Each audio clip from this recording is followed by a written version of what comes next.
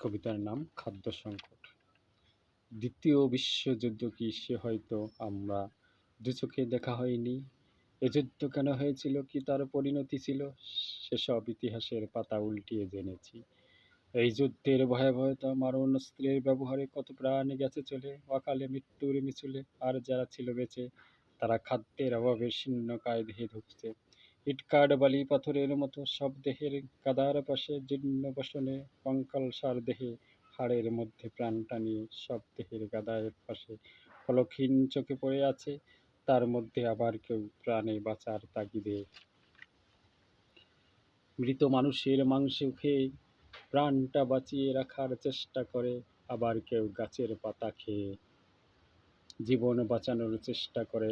এক মুঠো ভাতের জন্য, এক টুকরো রুটির জন্য ছিন্নকায় দেহ নিয়ে চলতে না পারা মানুষগুলো কাঁপতে কাঁপতে পরনে ছিন্ন বস্ত্রটুকু এক হাতে কোমরে চেপে অন্য হাতে থালাটা নিয়ে রাস্তায় বেরিয়েছে।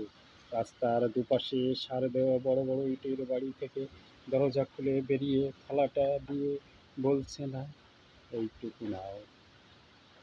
এটা আমার বাড়তি ছিল শীর্ণ দেহে খাদ্যের মিছিলে। কত রাজপথ হেঁটেছি সারা পৃথিবী জুড়ে,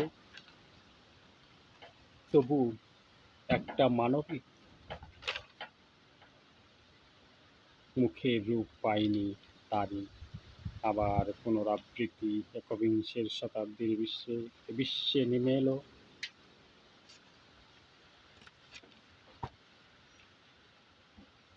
এ কোন মহামারীর মহাযুদ্ধ, অস্ত্রহীন মহাযুদ্ধে মানুষ মরছে লাখে লাখে। সারা বিশ্ব এখন ধ্বংসের মুখে।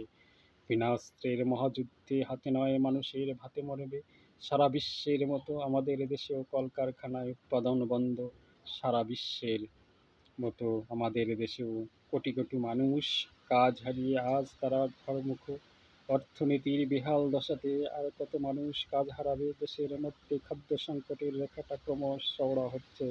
কলকাতা টিভির চ্যানেলটা পর্দায় ভেসে ওঠা খবরে গা শিউরে ওঠে। কত মানুষ না খেতে পেরে বৈশাখের তপ্ত রোদে সব আইন অমান্য করে সব মানুষ পথে নামে। খাদ্যের দাবিতে পুরুষের সাথে মহিলারাও বাচ্চা কোলে রাস্তায় শুয়ে পড়ে আন্দোলন করে, থালা হাতে স্লোগান তোলে, আমাদের খাবার দিতে হবে যা কিছু মজুদ ছিল আমাদের কাছে। প্রথম দফার লকডাউনে তারই সব শেষ হয়েছে। থালা বাটি আর নেই ঘরে, কোলের শিশুকে কি দেব খেতে, তার কান্না কি এখন?